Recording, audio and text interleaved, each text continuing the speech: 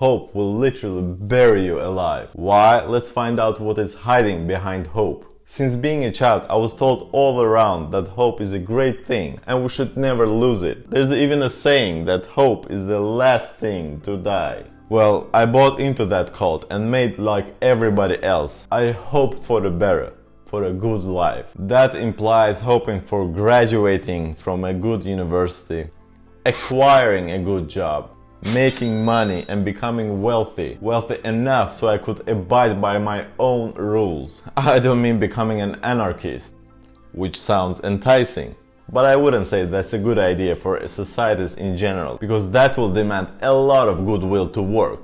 And as we know, anyhow, I drifted away. Abiding by my own rules, meaning not have to work according to a made-up schedule that fits somebody else's plans. Then when I looked back after some time, I realized that hope never did me any good, and I always ended up being disappointed. And that at things that mattered. I mean, you can hope to get a candy as a child, and your mother surprises you with fulfilling your wishes. But it's not that kind of hope we're talking about here, are we? Hope makes you paralyzed. It suffocates your soul and makes you cling to a wishful outcome that you have zero control over. Did you hear what I said? Zero, zip, zilch, nada.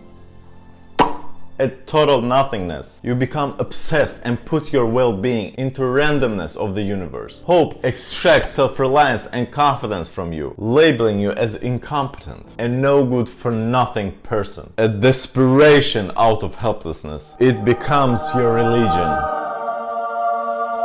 I was hoping and at the same time taking action. I wanted to get into that university. I did. My hope was fulfilled. I wanted to get that job that I wanted at the time. I didn't. I got another one. Kinda okay, according to the merits I had. I was hoping to get a good apartment. I got one that could suffice for a moment being, for a period of time. All I'm saying is that action got me moving, not hope. At the same time, hope was poisoning my soul. My inner peace was disturbed every time I got rejected or disappointed. Even the act of hoping per se, regardless of the outcome being positive, made me anxious.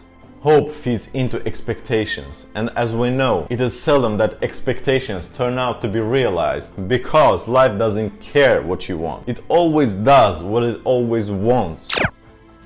Well, some might say you can hope, but you have to take action. And for those, I would say, if I take action, I don't need any hope, because action is the ride that takes me forward, not hoping. Hoping is an emotional investment into a fantasy story that has a high chance of never being realized. Imagine if you hope for occurrence A, not B, to happen. At the same time, somebody else is hoping for occurrence B, not A, to happen. So whose wish should be fulfilled?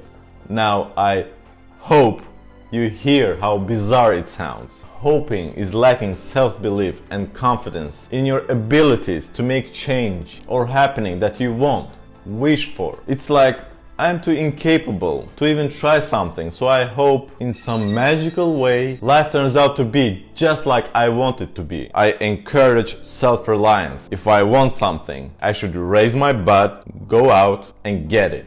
Make it happen. To stop hoping, you have to empower yourself. Put power into your own hands, not waiting for someone or something to make your life more pleasurable.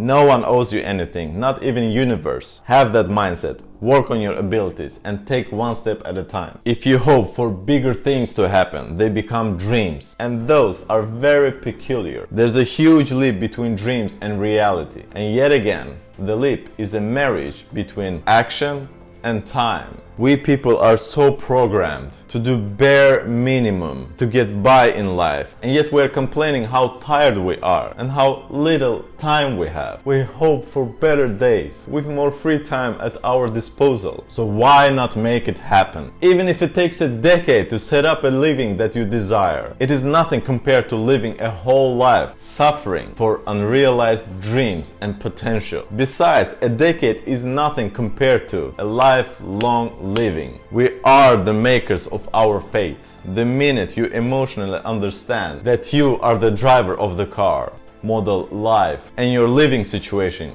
the steering wheel is in your hands will become the most empowering moment ever. Hoping leads to moping. Acting results in impacting. The impossible is the act of not starting.